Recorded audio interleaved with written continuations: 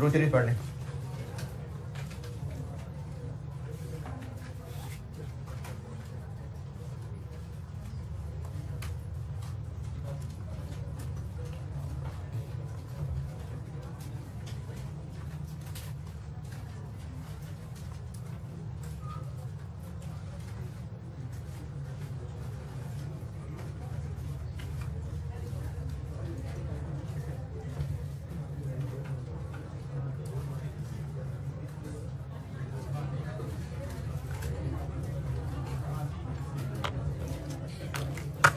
Fair value less cost to sell कल बताया था और एक एंड पे सवाल भी कर लिया था। वैल्यू इन यूज,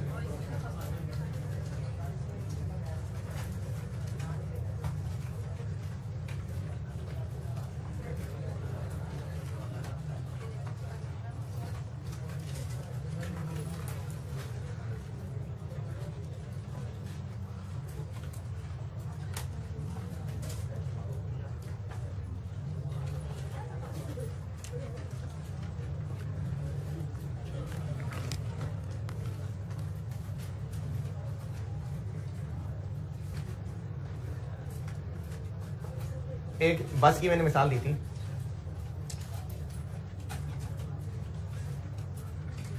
अगर हम खड़े हैं 31 दिसंबर 21 पे और 3 साल गुजर गए और 7 साल अभी बाकी हैं, कैरिंग अमाउंट किस दिन की? अगर हम इम्पेमेंट टेस्टिंग 31 दिसंबर 21 पे कर रहे हैं, 31 दिसंबर 21 की, ये है 650। अब इसको हमने कंपेयर करना है रिकवरेबल अमाउंट, वो कब की? वो भी 31 दिसंबर 21 की। रिकवरेबल अमाउंट होगी fair value less cost to sell और वैल्यू इन यूज में से हायर।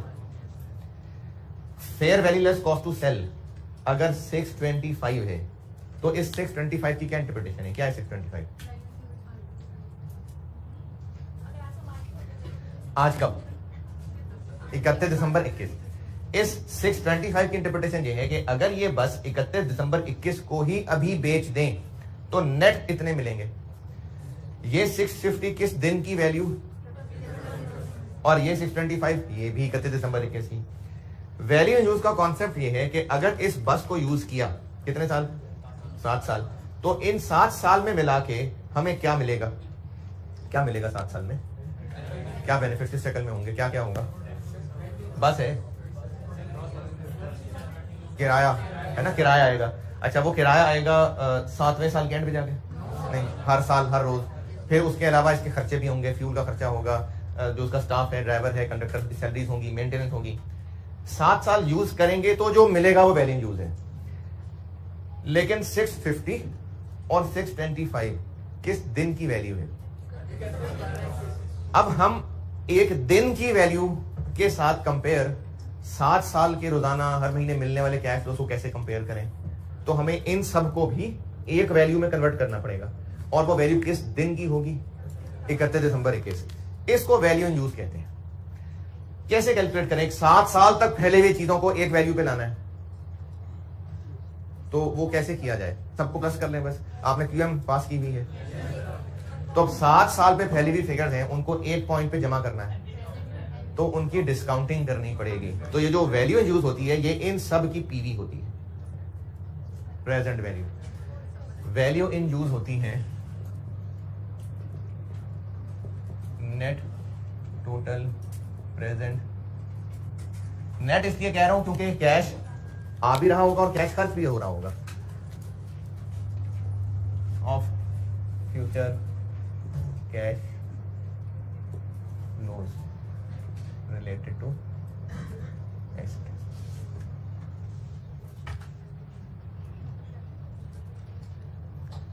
तो वैल्यू यूज होती है कि जो इस एसेट को हमने रिमेनिंग 7 साल में यूज करना है उन सब की पीवी निकालने। पीवी निकाल के किस पॉइंट ऑफ टाइम तक लानी है इस मिसाल में? 31 दिसंबर 21। क्यों? क्योंकि बाकी दोनों 31 दिसंबर 21 की हैं। तो इसका जो आंसर आएगा प्रेजेंट वैल्यूज निकाल के वो होती है वैल्यू इन यूज। नेट मैंने इसलिए कहा क्योंकि बस से किराया आएगा तो वो पैसा मिलेगा और बस चलने के लिए जो फ्यूल लगेगा उस पर पैसा खर्च होगा, इसलिए नेट कहा। यानी कुछ पैसा मिलेगा भी, कुछ खर्च भी होगा, इसलिए नेट कहा है।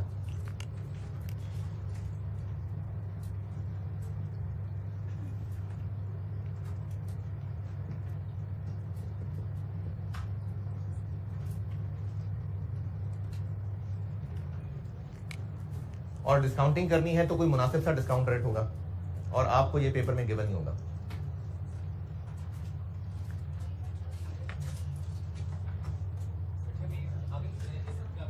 क्या किसके आगे? हाँ, ये चल रहा है ना पूरा, net total present value of future cash flows related to asset discounted at an appropriate discounted, ये वैल्यू इन यूज है।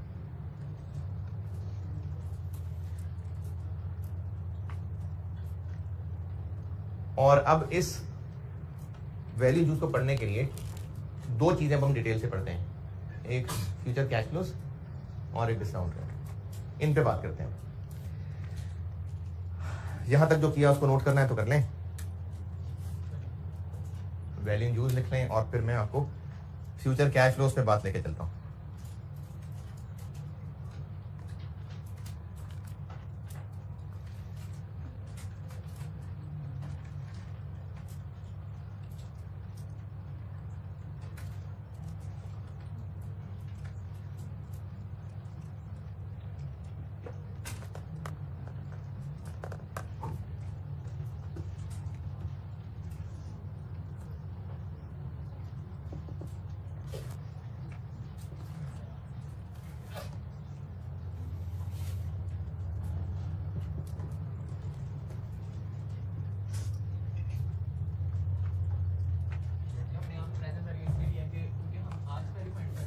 आज से क्या मराद है? हाँ, हमने ना ये जो तीन वैल्यूज हैं, कैरिंग अमाउंट है, fair value less cost to sell है और वैल्यू इन यूज, इनको हमने इस दिन पे खड़े होकर कंपेयर करना है, तो फिर वैल्यूज भी तो इसी दिन की होनी चाहिए ना। तो ये चूंकि फ्यूचर फिगर्स थी इसलिए डिस्काउंट करके इस दिन तक ला रहे हैं। क्या नहीं, मुझे बात नहीं समझ आई। हाँ, रिकवरेबल अमाउंट के अब क्या बेनिफिट्स मिलेंगे। रिकवरेबल, देखें जो 3 साल गुजर गए वो तो पास्ट हो गया ना। कैरिंग अमाउंट जो एसेट अब बचा हुआ रह गया है जिसको फ्यूचर में यूज करना है, तो रिकवरेबल अमाउंट क्या है कि इस बचे कुचे की अब क्या मजीद बेनिफिट्स मिलने वाली वैल्यू है। रिकवरेबल तो उसमें फ्यूचर है, अब बेचेंगे तो कितने का बिकेगा और इस्तेमाल करेंगे तो कितना कैश मिलेगा।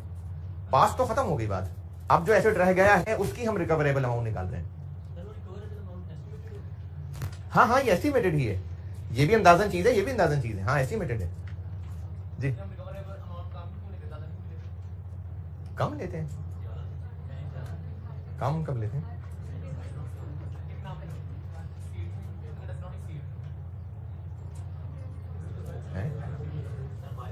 रिकवरेबल इन दोनों में से हायर है।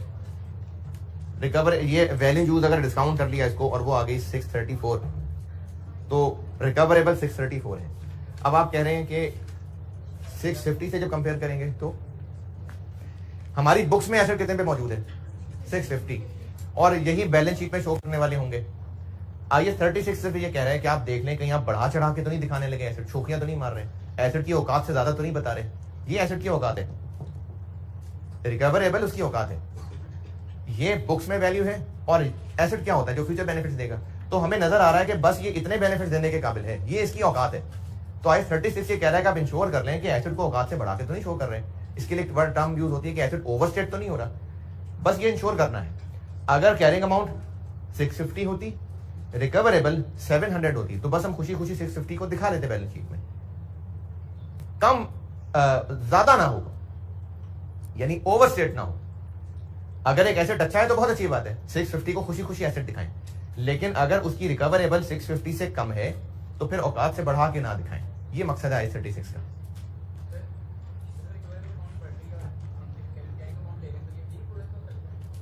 अगर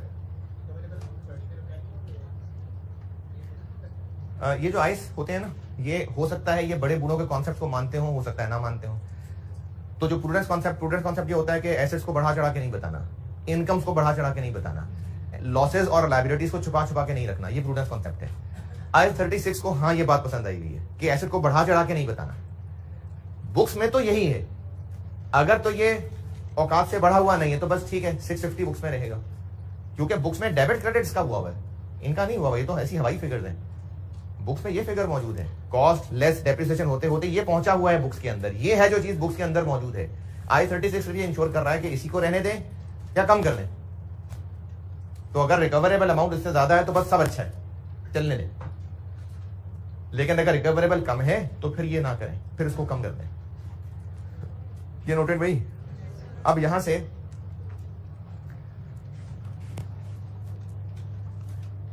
अच्छा, एक चीज ऐसी तसल्ली के लिए पूछ रहा हूं, प्रेजेंट वैल्यू कैसे निकालते हैं? Present value is equal to जिस अमाउंट को डिस्काउंट करना होता है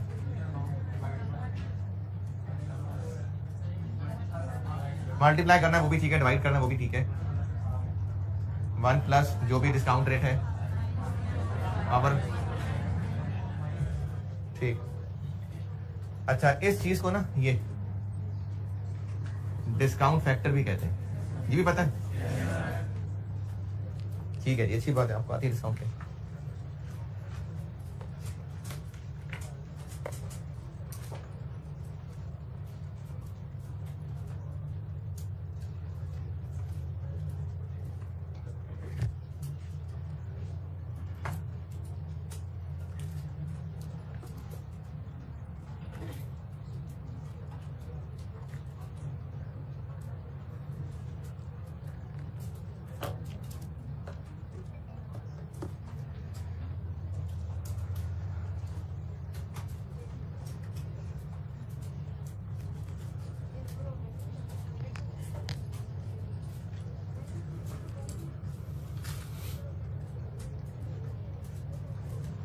चलिए सवाल लिखे ना, जरा डिस्काउंटिंग करके दिखाएं, लिखें सवाल।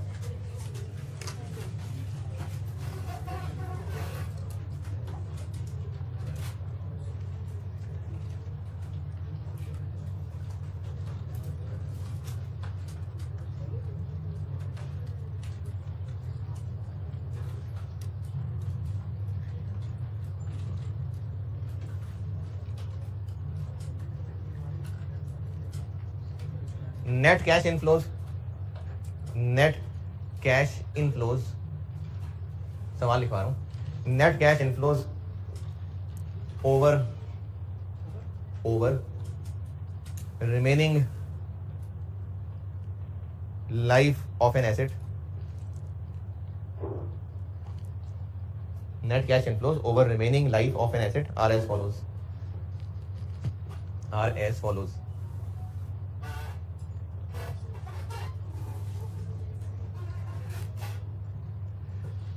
ईयर 1, 2, 3, 4 4 साल हैं, तो उन 4 साल के मैं आपको नेट कैश इनफ्लोज बता रहा हूं। एक एसेट की लाइफ रहती है 4 साल, और उन चारों ईयर्स में जो कैश आना है वो बता रहा हूं। ईयर 1 में 75,000, ईयर 2 60,000, ईयर 3 85,000 और ईयर 4 90,000। रिपीट कर रहा हूं, 75,000 60,000, 85,000 85,000 और 90,000 19,000। डिस्काउंट रेट 12% है, 12% डिस्काउंट रेट है। वैल्यू इन यूज बताइए। डिस्काउंट रेट 12% है, आपसे रिक्वायर्ड है वैल्यू इन यूज, यानी इन चारों की डिस्काउंटिंग करें और उनको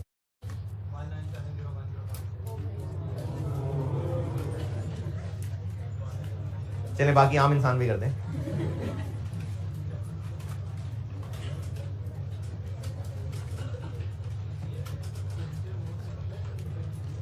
क्या कर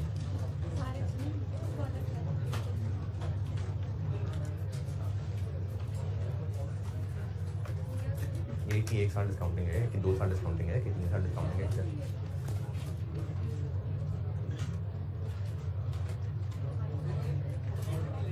जी जी, एंड में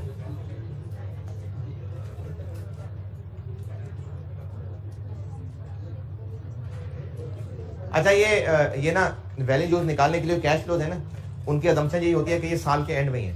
यानी जो ईयर 1 का 60,000 75,000 लिखा हुआ है, ईयर 1 के एंड में, year 2 and, year 3 and, year 4 and.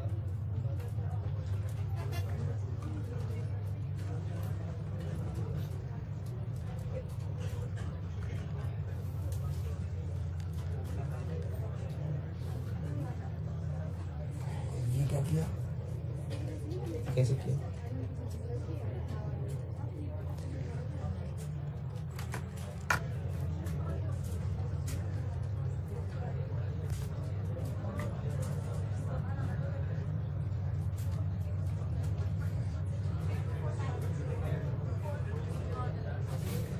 अच्छा, जिन मासूम लोगों ने सारे को ऐड किया और फिर एक ही झटके में डिस्काउंट कर दिया, ऐसे नहीं होता है। 75,000 65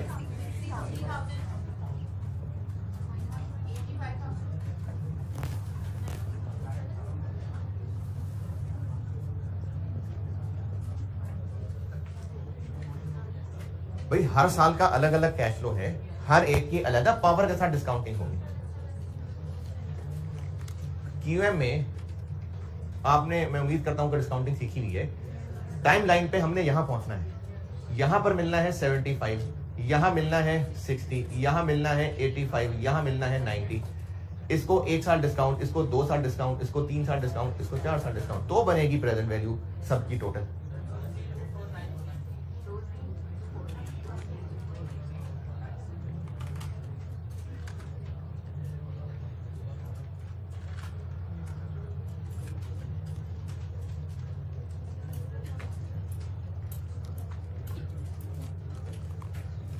कितनी हो गई टोटल?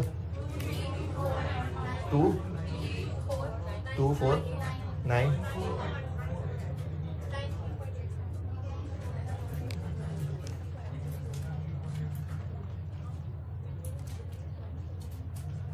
ये ऐसे होनी है डिस्काउंटिंग।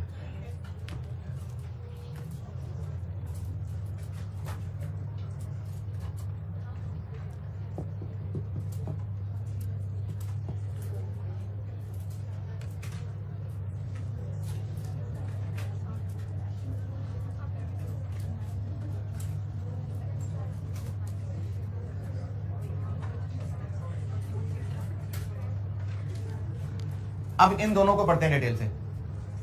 मैं वैल्यू यूज की हेडिंग में हूं और इनके ऊपर और इनके ऊपर तफसील से बात करते हैं। इसमें को 5-6 पॉइंट बताऊंगा, इसमें बस एक ही बताऊंगा। अच्छा, ये जो फ्यूचर कैश फ्लो के पॉइंट बताऊंगा ना, हर पॉइंट के बाद ही या एक एक दो मिला के फिर प्रैक्टिस क्वेश्चन भी करते जाएंगे ताकि पॉइंट समझ भी आए। फ्यूचर कैश फ्लोज के ऊपर मैं तफसील से बात कर रहा हूं। वैल्यू यूज बता दी क्या होती है। वैल्यू यूज होती है एसेट से जो कल को कैश फ्लोज मिलेंगे उनकी टोटल प्रेजेंट वैल्यू। अब इन पे क्या इतना ही सिंपल होगा जैसे सवाल में था? नहीं, तो उसको तफसील से पढ़ाने लगा हूं। 2 चीजों पे बात करनी है, फ्यूचर कैश फ्लोज में क्या क्या होगा और डिस्काउंट रेट क्या होगा। पहले फ्यूचर कैश फ्लोज की बात कर रहा हूं। इसमें मैंने आपको 5-6 पॉइंट लिखाऊंगा। पहला लिखिए,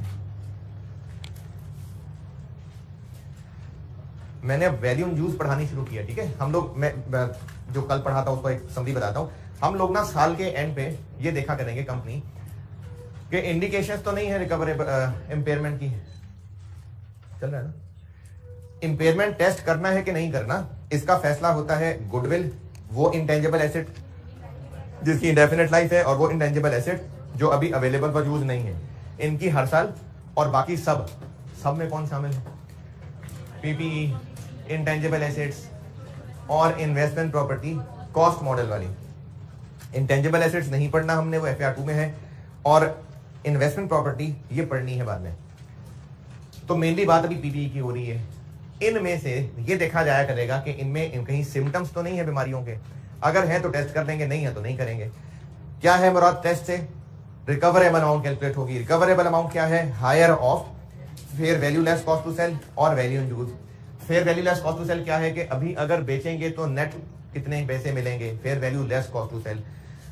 और वैल्यू इन यूज क्या है कि अब से ऑनवर्ड यूज करेंगे तो क्या कैश मिलेगा, लेकिन वो तो मिलेगा बहुत अरसे तक, उसकी प्रेजेंट वैल्यू। अब प्रेजेंट वैल्यू निकालने के लिए 2 काम करने हैं, एक कैश फ्लोज इकट्ठे करने हैं और फिर उस पर डिस्काउंट रेट लगाना है। कैश फ्लोज में क्या क्या होगा ये बताने लगा, ये दिया है मैंने हेडिंग। इसमें नंबर 1 बात लिखें, future cash flow sale include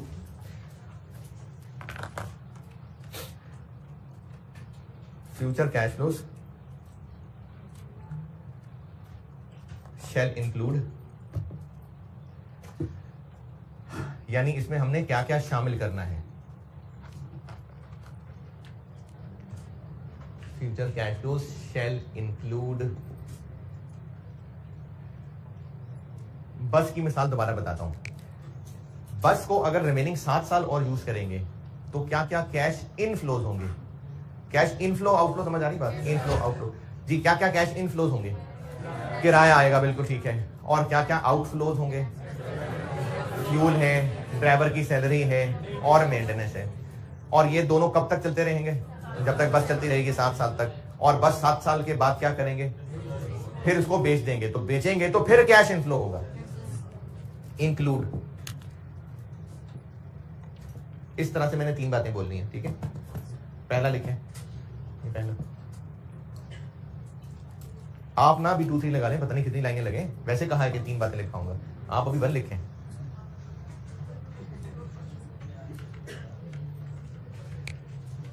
cash inflows, cash inflows from the continuing use, continuing use of the asset, यानी वो जो एसेट का यूज अब कंटिन्यू होगा उससे जो कैश इनफ्लोज आएंगे ये शामिल है, ये छोटा 2। कैश आउटफ्लोज, कैश आउटफ्लोज जी, ये cash outflows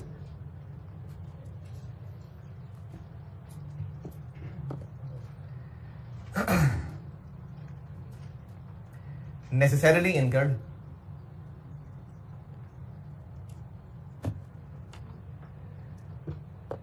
to generate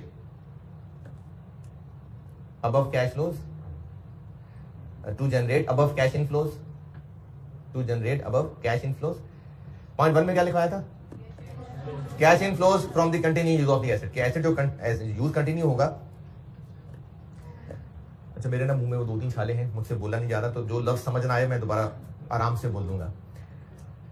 point 1 में मैंने क्या कहा है, cash inflows from the continuing use of the asset, कि जब एसेट अब यूज होगा 7 साल तो क्या कैश इनफ्लो आएगा।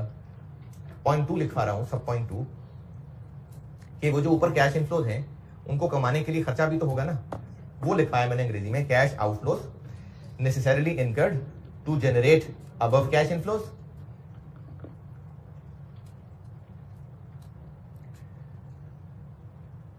and these can, अभी चल रहा है, यही पॉइंट चल रहा है, यही सब पॉइंट 2 ही चल रहा है। and these can be, यही आउटफ्लोज की बात हो रही है, and these can be directly attributed, फिर से सुने, मैंने फ्यूचर कैश फ्लोज की हेडिंग दी, फिर ये ऐसे 1 लिखा, ऐसे लाइन लगाई, फिर कहा कि future cash flow shall include 2 नुकते, फिर उसके बाद मैंने आगे 3 सब पॉइंट बताने हैं। पहला सब पॉइंट बताया cash inflows from the continuing use of the asset. अब ये सब पॉइंट 2 लिखवा रहा हूं, cash outflows necessarily incurred to generate above cash inflows and these can be directly attributed और रीजनेबली एलोकेटेड, और इंग्लिश वाला or OR, reasonably allocated to the asset.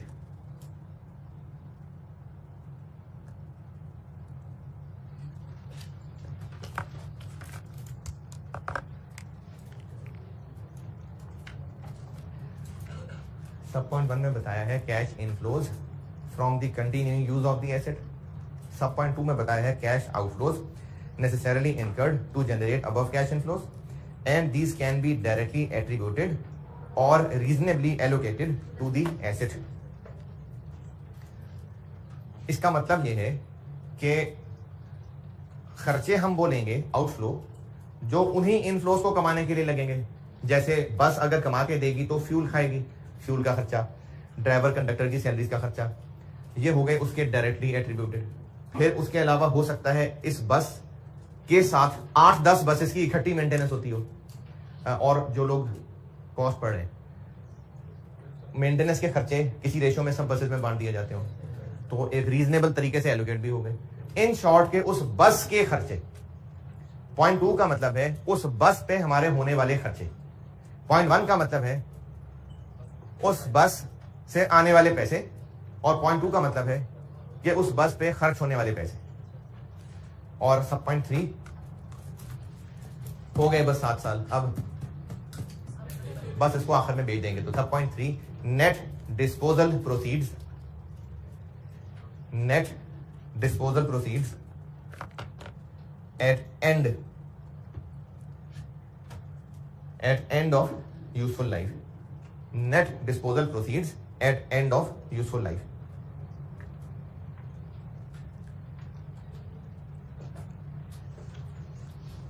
चलें, ये जो अभी एक बात लिखी इसका सवाल करते हैं। लिखे सवाल ऐसे ही ना, मैं आपको फ्यूचर कैश फ्लोज की हेडिंग में ये बातें लिखाता जा रहा हूं और हर बात का जहां जहां जरूरी समझूंगा फिर सवाल कराता जाऊंगा।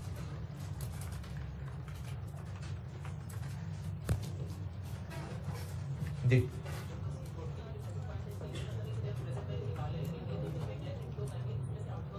इस सवाल से जवाब मिल जाएगा आपको, ये सवाल कर देना जवाब मिल जाएगा।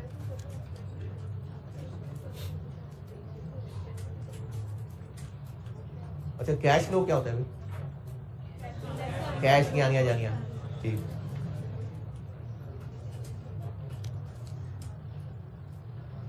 एस्टिमेटेड सवाल है अगला, estimated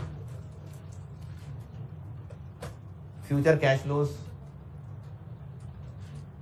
of an asset, estimated future cash flows of an asset over remaining life, over remaining life.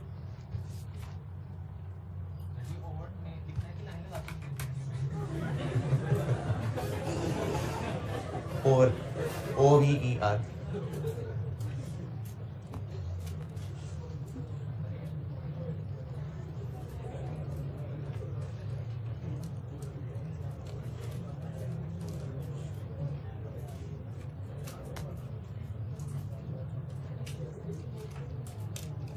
अच्छा, इस हंसने को इग्नोर करें, जो समझ ना आए वो पूछा करें, ठीक है? शाबाश, सही है, शाबाश, पूछा करें।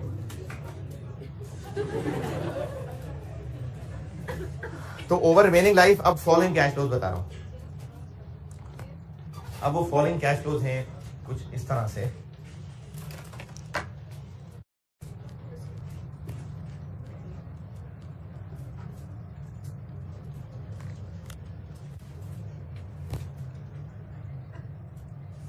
ये फॉलोज की बात लिख रहा हूं।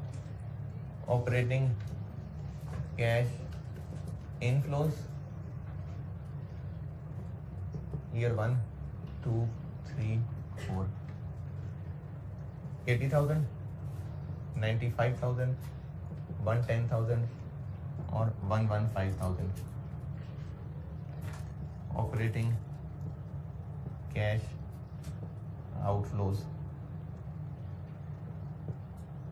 ईयर 1 में 35,000, 2 में 37,000, 3 में 45,000 और 4 में 50,000।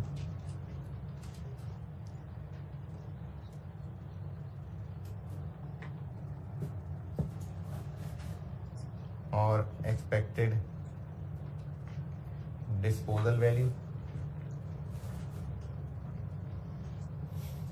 at end of 4 years 18,000।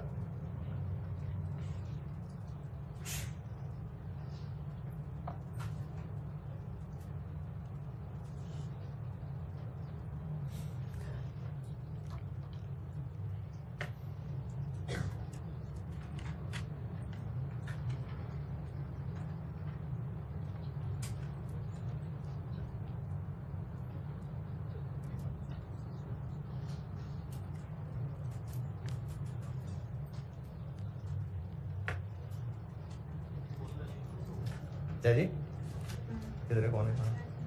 बेचेंगे तो पैसे मिलेंगे ना, बेचेंगे तो पैसे मिलेंगे ना।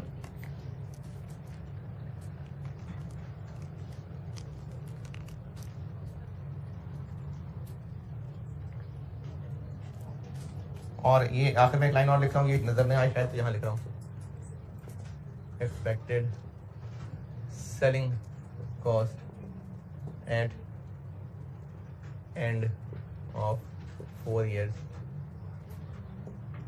2,500। 4 साल तक जब यूज करेंगे तो इतना खर्च होगा, इतना कमा के देगा, और जब चौथे साल के एंड पे बेच देंगे इतने का बेचेंगे, लेकिन इतना खर्च करना पड़ेगा बेचने के लिए।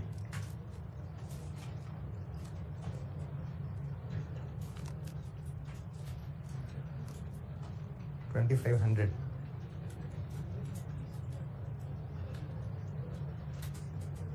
उधर ही रही है।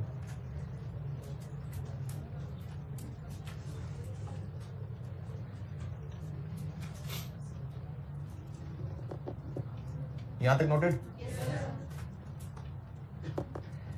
आगे लिखिए डिस्काउंट रेट 11%, 11%। डिस्काउंट रेट है 11%, और मुझसे रिक्वायर्ड है वैल्यू इन यूज।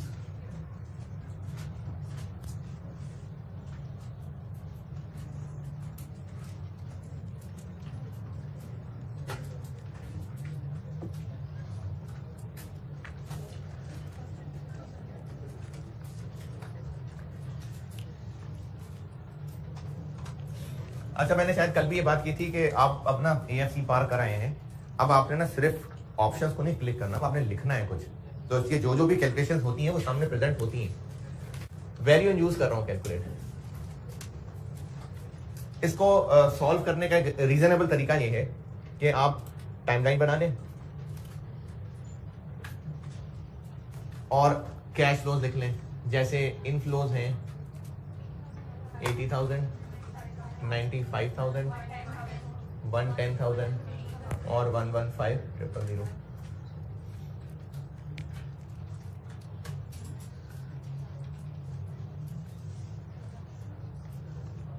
और इसी तरह से ये आउटफ्लोज हैं 35,000। और आगे चल के ना हमने पढ़ना है कैश फ्लो, काफी इंपॉर्टेंट चैप्टर है एग्जाम पॉइंट ऑफ व्यू से।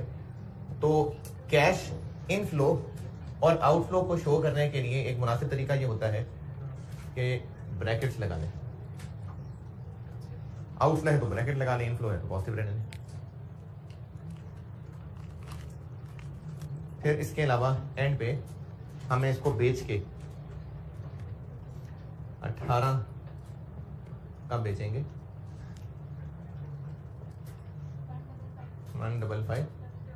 इसको मैंने ईयर 4 में क्यों लिखा, क्योंकि आखिर में ही बेचेंगे। अब ये नजर आ रहे हैं कि ये 9 कैश फ्लोज हैं, लेकिन जो सेम टाइम के ऊपर हैं उनको अलग अलग क्या करना डिस्काउंट करके, तो इसलिए हर टाइम के वाले कैश फ्लोज नेट टोटल कर लेते हैं।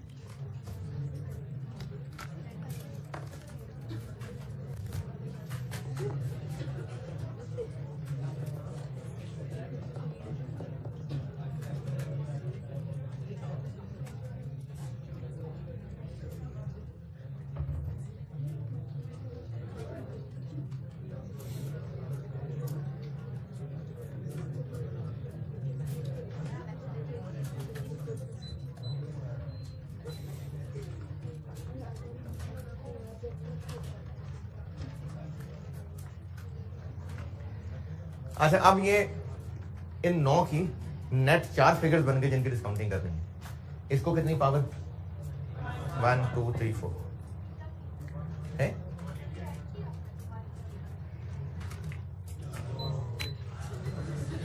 ये कैश इनफ्लोज हैं, ये आउटफ्लोज हैं, माइनस कर लें।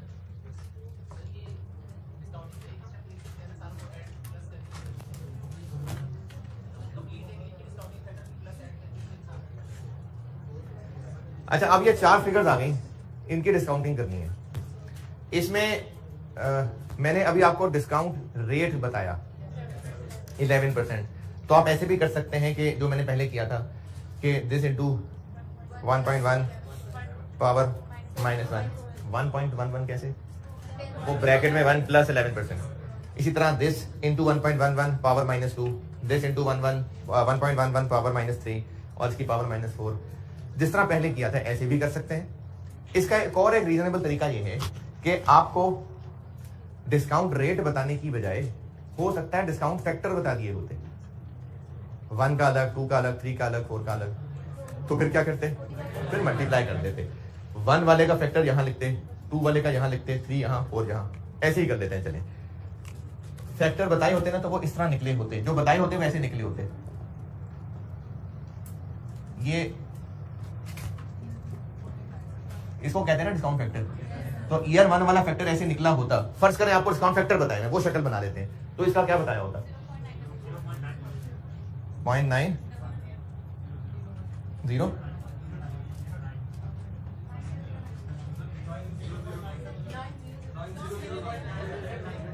3 डेसिमल काफी, 4 भी कर लें, 3 काफी है वैसे। इसी तरह दूसरे का फैक्टर ऐसे बताया होता 0.12। इसी तरह तीसरे का बनाया होता इस तरह से 0.731 और चौथे का बनाया होता 659। ये मैंने कहा कि अगर सवाल में डिस्काउंट रेट दिया है तो जैसे पहले कर रहे थे वैसे कर लें। हो सकता है फैक्टर दिए हों तो फिर आपको हर लाइन का फैक्टर उसके मुताबिक लिखना पड़ेगा। और फिर अब यहां से प्रेजेंट वैल्यू कैसे निकलेगी, 40 407 475 2। अच्छा, जो सामने लिखा है उसी का आंसर बताइएगा, जो सामने लिखा है उसी का आंसर बताएं। ये ठीक है, मैंने कहा जो सामने लिखा है ना उसी का आंसर बनाएं ताकि जो बाद में कभी कैलकुलेट करे तो उसको पता तो चले कि 470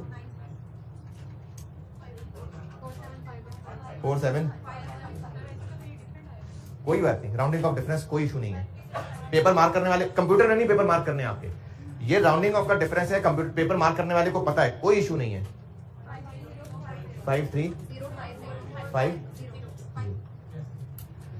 ये जो थोड़ा सा फर्क आ रहा है ये राउंडिंग ऑफ का है, कोई मसला नहीं है। और जब इन सब का सम कर लेंगे तो वो है वैल्यू इन यूज।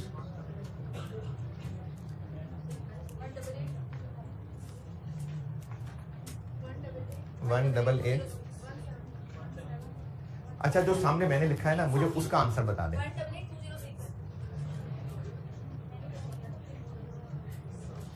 ये वैल्यू इन यूज।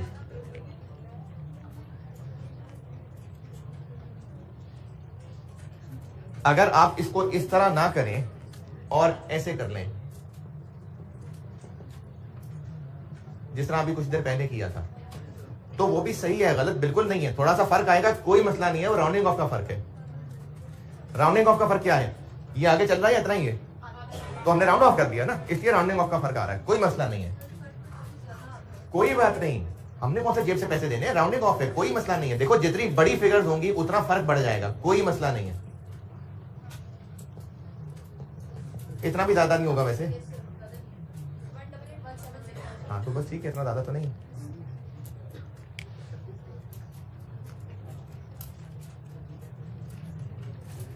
इस तरीके को दोबारा देखें, जो जो कैश फ्लोज हैं टाइमलाइन बनाएं और वो कैश फ्लोज टाइमलाइन पे फैला दें, इनफ्लोज आउटफ्लोज की तमीज करते हुए। फिर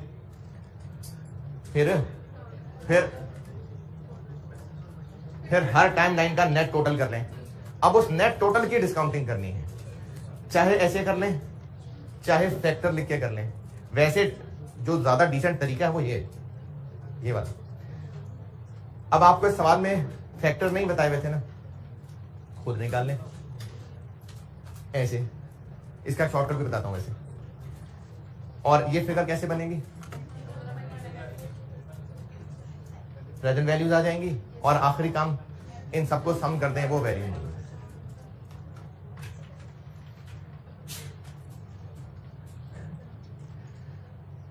जब सारे कैश फ्लोज लिख लिए, उनका नेट टोटल किया, उस नेट टोटल की पीवी निकालनी है और उनको सम करना है, ये वैल्यू यूज है। चाहे आप इसके बाद ऐसे करके सम कर लें, ये भी सही है, लेकिन ज्यादा बेहतर प्रेजेंटेशन ये होती है कि ऐसा करने की बजाय ये टाइमलाइन तो बनाई, ज्यादा बेहतर प्रेजेंटेशन ये है जो बता रहा हूं।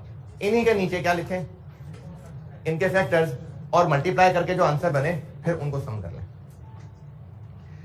ये फैक्टर सवाल में दिए थे नहीं, हो सकता है दिए होते तो बस लिख लेते, और अगर नहीं दिए तो खुद बना लें। खुद बनाने का एक शॉर्टकट बताता हूं, कैलकुलेटर पकड़ें,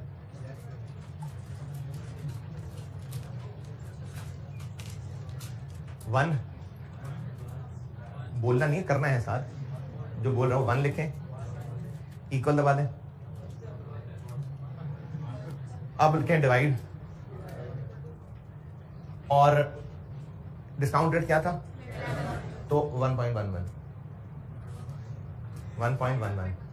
दोबारा सुने, वन लिख किया, इक्वल दबा दें, उसके बाद डिवाइड लगा दें। अच्छा, अब डिवाइड करने के बाद आपने डिवाइड करना किससे है, 1.11, और अब Aahista Aahista Aahista Aahista equal equal equal दबाते जाएं।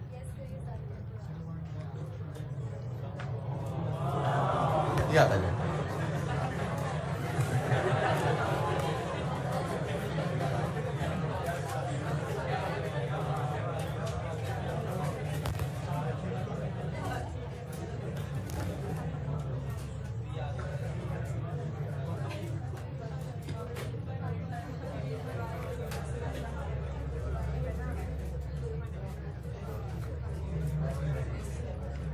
वन इक्वल डिवाइड, और उसके बाद फिर 1 पॉइंट समथिंग जो भी डिस्काउंट रेट है। अगर डिस्काउंट रेट 8% होता तो 1.08।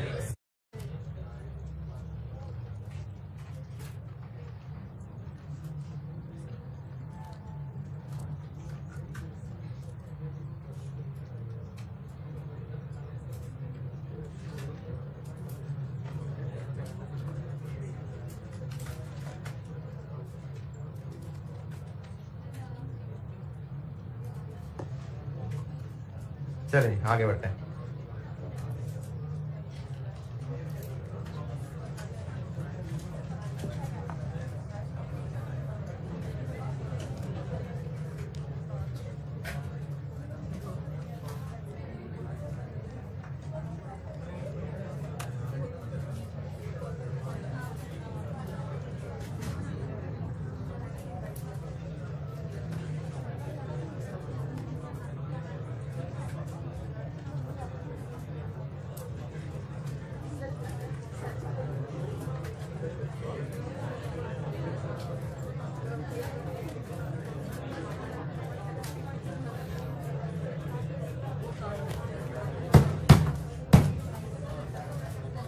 फ्यूचर कैश फ्लोज की हेडिंग दी थी मैंने, और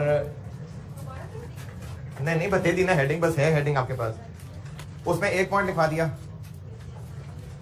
उसका सवाल भी करा दिया, और इसी के साथ लिख लें होमवर्क वाला सवाल इसी से रिलेटेड ही है। एक सवाल कर लिया ना, तो बस अब एक होमवर्क वाला लिखें। होमवर्क है वो जो आपको सवाल दिए हुए हैं उनमें से क्वेश्चन नंबर 5। हाँ जी, IS 36 के नोट्स है ना, तो उनमें क्वेश्चन नंबर 5 डोमिनेंट फर्टिलाइजर्स के नाम से होगा, स्प्रिंग 2013।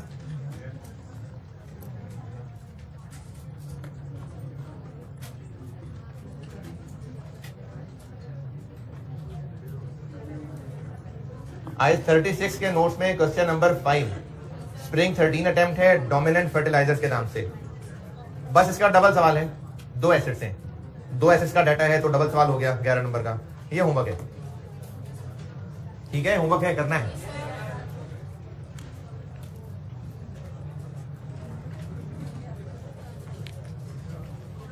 अब इसमें आगे चलते हैं। नंबर 2,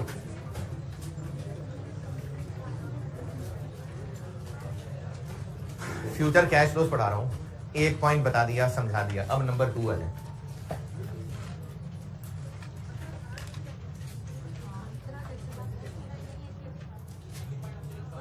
जी।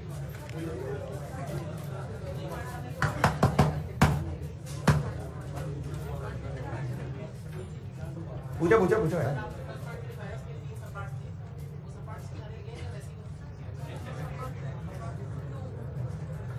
वो पॉइंट पूरा हो गया, सवाल भी कर लिया। अब अगली बात, ये बड़ा वाला 2 है।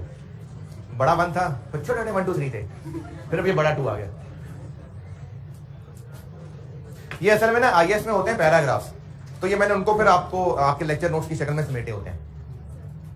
तो अब अगले point,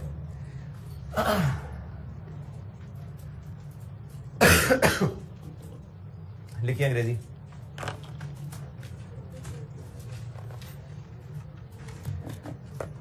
future cash flows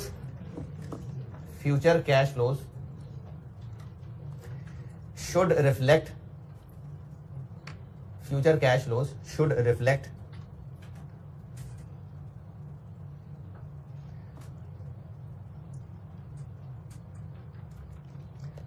all possible variations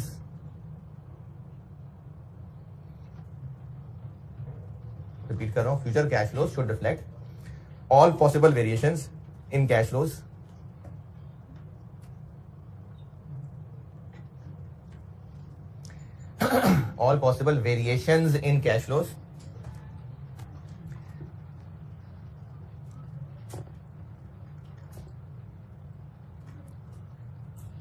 that would be in a form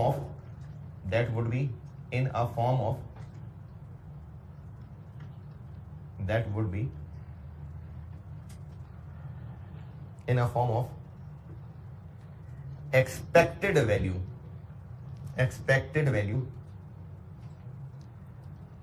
of future cash flows.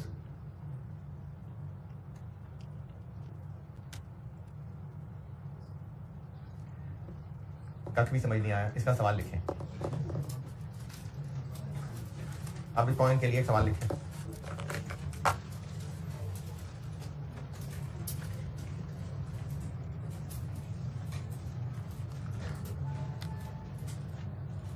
Estimated सवाल है, estimated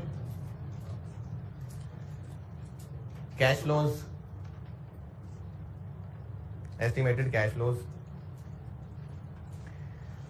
over remaining life, over OVER, remaining life of an asset are as follows.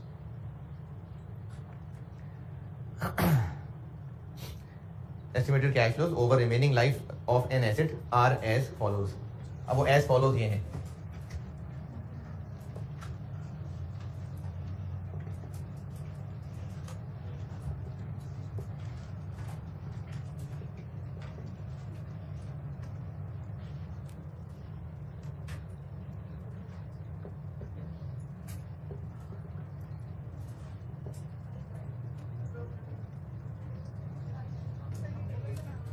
Ji as follows में ये सब कुछ है।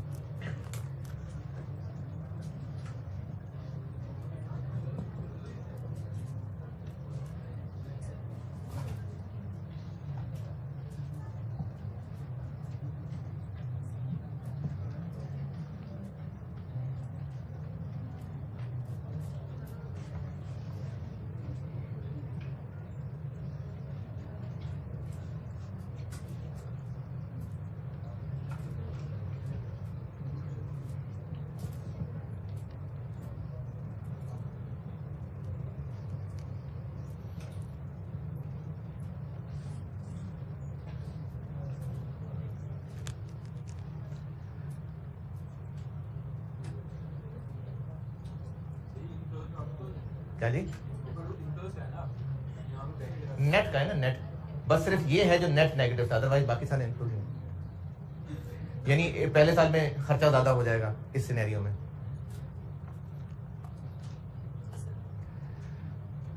अच्छा, इस table की इंटरप्रिटेशन ये है कि इकोनॉमी के हालात, जैसे अभी इस वक्त पाकिस्तान की मिसाल ले लें तो अनसर्टेनिटी है ना, अनसर्टेनिटी है कि टेक्नोक्रेसी गवर्नमेंट आएगी, कि इलेक्शन होंगे, कि यही कंटिन्यू करेगी, अभी अनसर्टेनिटी है। जब अनसर्टेनिटी है तो उसी के फिर असरात है, वो जो डॉलर और सब उसके साथ हैं। तो अब जो रिमेनिंग कैश फ्लोज का अंदाजा लगाया जा रहा है वो अंदाजा डिपेंडेंट है इन सिनेरियोज के। मैनेजमेंट को लगता है कि अगर इकोनॉमी के हालात बुरे हुए, आपने प्रोबेबिलिटी पढ़ी है कहीं बचपन में, चांसेस को कहते हैं, 0.25 प्रोबेबिलिटी का मतलब है कि इकोनॉमी के हालात बुरे होंगे, इस बात की प्रोबेबिलिटी 0.25 है, या इन अदर वर्ड 25% चांसेस हैं। ये हालात होंगे जिसके 25% चांसेस हैं। अगर ये हालात हुए तो कैश फ्लोज ये होंगे। लेकिन अगर एवरेज हालात हुए जिसके चांसेस 60% हैं तो फिर ये कैश फ्लोज होंगे। और अगर इकोनॉमी बहुत अच्छी चल गई जिसके इतने चांसेस हैं तो फिर ये कैश फ्लोज होंगे। यानी कैश फ्लोज या ये होंगे या ये होंगे या ये होंगे। अब ये 3 पॉसिबिलिटीज हैं, ये लिख लें। इसके बाद लिखें डिस्काउंट रेट 12%, 12%, डिस्काउंट रेट 12% है जी।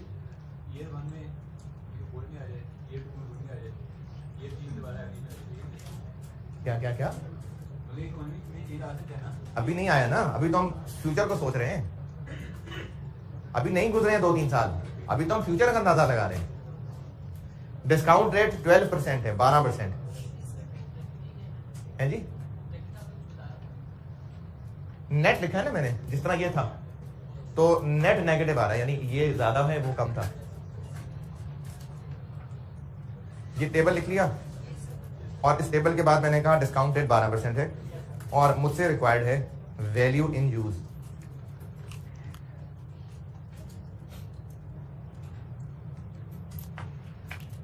स्टैट्स में आपने एक समेशन पीएक्स का फार्मूला यकीनन पढ़ा होगा।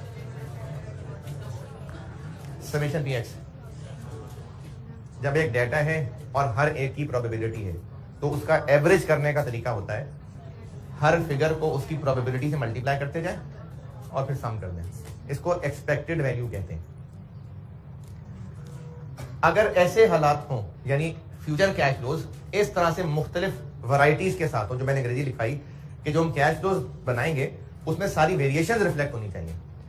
अब इनको कैसे रिफ्लेक्ट किया जाए इस शक्ल में, वो ऐसे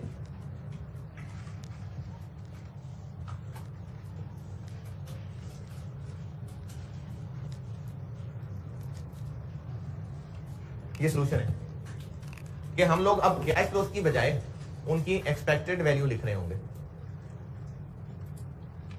कैसे? ईयर 1 का summation px,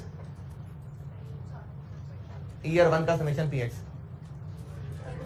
this into this, this into this, this into this और सम।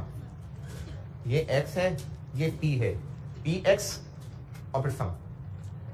दिस, ये एक्स है, जिसकी एवरेज करनी होती है वो एक्स है। तो हमने कैश फ्लोज को एवरेज करना है। ये कैश फ्लोज है, हर कैश फ्लो को उसकी प्रोबेबिलिटी से मल्टीप्लाई करेंगे और सम कर देंगे तो होगा वो समेशन पीएक्स। इसको एक्सपेक्टेड वैल्यू कहते हैं समेशन पीएक्स को। तो दिस इंटू ये, दिस इंटू ये, दिस इंटू ये और फिर तीनों को सम, क्या बना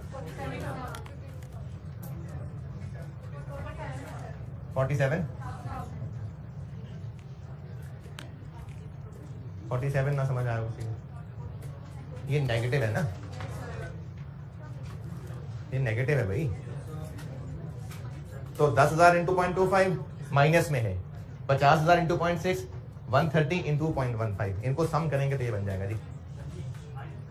क्या हो गया? -10,000 क्यों है? मेरी मर्जी, मैंने लिखा है -10,000। बुरे हालात हैं, ईयर 1 में कैश आएगा कम जाएगा ज्यादा, तो नेट नेगेटिव। जैसे मैंने यहाँ कैश फ्लो देखे थे ना, फिर उसका नेट किया था, तो किसी साल में अगर आउटफ्लो ज्यादा होगा तो नेट नेगेटिव आ जाएगा, ये वो नेगेटिव है।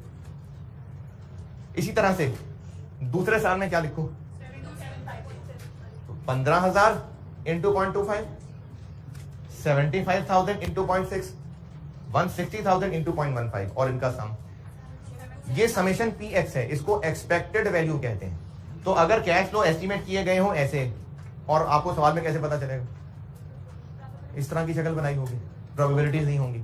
तो फिर उस डाटा को यहां इस्तेमाल करने के लिए क्या करें, है समेशन पी एक्स कर लें। ये जो अंग्रेजी लिखवाई थी ना, उसका ये मतलब था कि जो हम कैश फ्लोज लेंगे should reflect all variations in form of expected value of cash flows. Year 2 की फिगर क्या बनी 7.2, ईयर 3 की figure this into 0.25, this into 0.6, this into 0.15 और सम 88।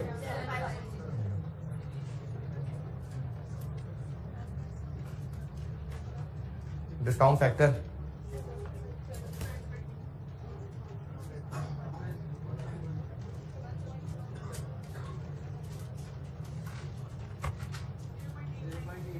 एट 9 3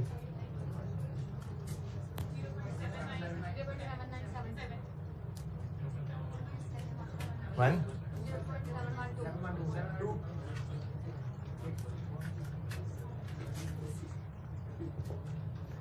बस इनकी फिर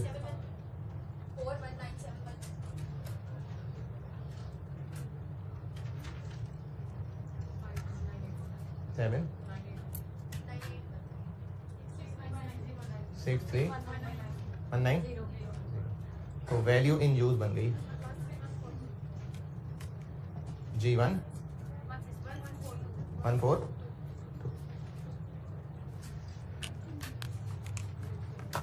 चलिए ठीक है जी, अल्लाह।